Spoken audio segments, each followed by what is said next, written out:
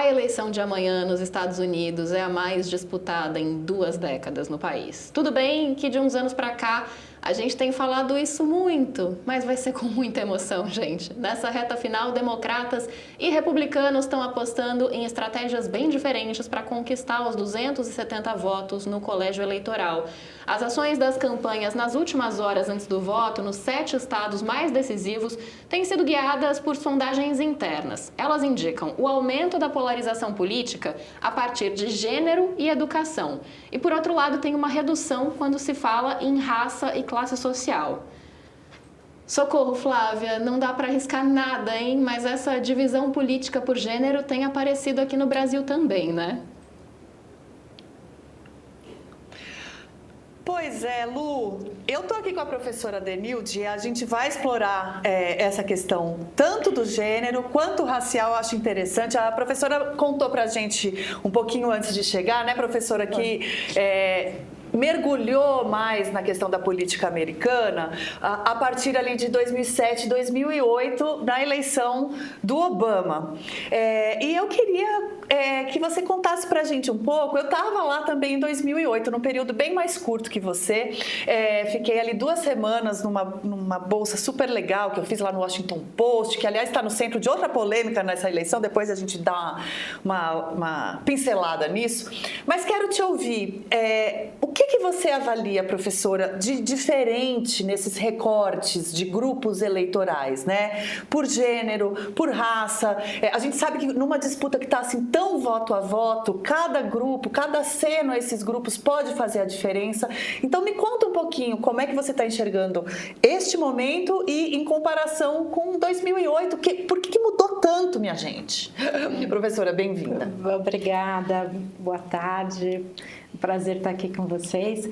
Olha, mudou muito, né? Estados Unidos, a sociedade americana mudou de 2007 para agora. E aí tem alguns cortes, né? 2007 eles estavam no meio da crise financeira. Então tem reflexos, inclusive, do que a gente via lá naquele momento, no auge da crise econômica e os desdobramentos que vão acontecendo aí ao longo desses últimos anos. E 2016 é uma nova virada na política americana.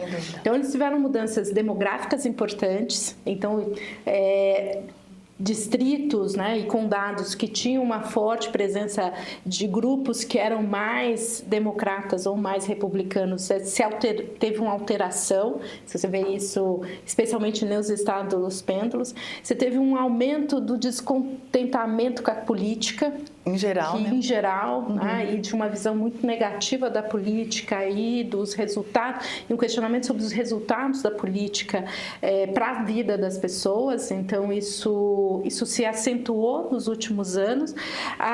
E o terceiro, você teve uma mudança no jogo político, nas regras do jogo, ao longo desses anos, que fizeram também mudanças e que têm impacto eleitoral, né? As mudanças do tamanho dos distritos, as lógicas dos 2 partidos, e a gente que via lá no 2007 um movimento dentro do Partido Republicano muito forte de grupos que estavam sendo com uma visão mais conservadora e religiosa, que estava ganhando espaço depois de 2016 com a vitória do Trump. Isso se acentuou. Então hoje é um outro partido, né? O partido que era da era Reagan não existe mais. Você tem um partido que hoje tem uma base social e uma base de temáticas muito mais conservadoras e que o Trump vem aí cooptando em vários distritos, em várias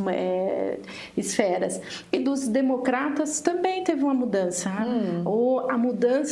Você tem uma forte mobilização em 2007 de um engajamento jovem muito forte, que traz uma temática identitária muito forte a partir desse momento.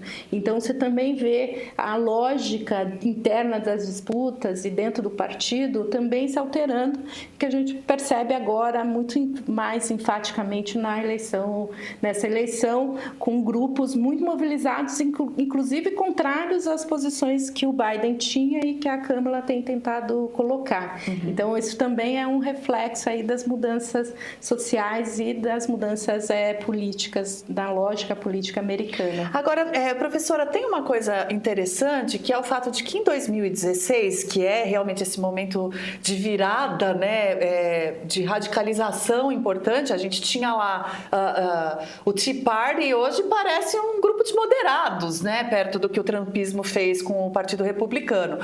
Mas, então, em 2016, os democratas tinham uma candidata mulher, a Hillary, e agora, depois de o Biden sair, então, da disputa, tem também uma candidata mulher, a Kamala Harris.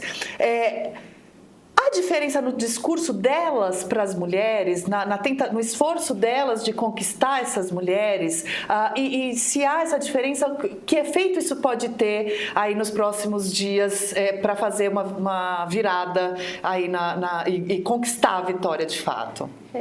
Tem uma diferença. Eu acho que tem uma diferença aqui, que é a agenda, né?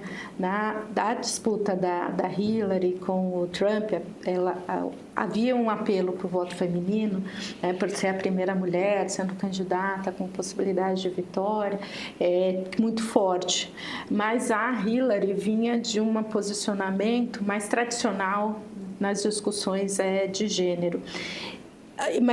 E numa disputa de que você tinha um outro momento nessa discussão de gênero também dos Estados Unidos. A Câmara não, ela vem num momento em que você tem uma série de ações que estão sendo tomadas e principalmente depois da mudança sobre a questão do aborto, que já estavam mobilizando as mulheres. Então, ela traz essa discussão. E a agenda do Trump ou dos grupos conservadores encontram uma série de questões sobre as questões reprodutivas, que afetam tanto as mulheres, mas também afetam os outros grupos que geram aí outros debates. Então, você tem um momento em que a discussão sobre os direitos das mulheres e os direitos reprodutivos estão em alta. Então, isso teve um apelo maior na campanha da Câmara. E o outro foi uma das visões. E quando você olha o resultado de 2016, é que a Hillary, apesar de ter feito uma posição de ser uma mulher candidata, ela não mobilizou ao eleitorado feminino para ir votar. Né? Então, não só o feminino, mas também os eleitores das comunidades negras. Então, que pesou no final em algumas desses distritos. Dessa vez, não. A Câmara fez um esforço muito maior de dizer, olha, é um momento, precisamos ter uma primeira mulher presidente nos Estados Unidos e precisamos do apoio das mulheres nesse processo. Então, você vê que esse discurso não foi só da Câmara, foi da própria Hillary, foram das bases, da Michelle, de todas as artistas que foram e que apoiaram, né? Você vê o discurso da Beyoncé, da Jennifer Lopez ontem, que foi um discurso pro eleitorado hispânico, mas também para as mulheres hispânicas, que têm uma resistência aí, principalmente as mais conservadoras e religiosas. Então você fez um esforço, de fato, de superar. E numa posição de que o candidato é o Trump, que tem uma série de falas misóginas, que tem todo o histórico da relação dele com as mulheres e aí todos os casos que são levantados. Então, isso se tornou mais forte, um pouco numa retrospectiva. Não vamos cometer o mesmo erro que foi em 2016, mas precisamos desse eleitorado. E essa tem sido aí uma divisão. Né? Se percebe essa divisão, tanto que a Luísa colocou. Gênero é uma divisão importante. As mulheres tendem a afirmar um apoio maior à Câmara do que os homens.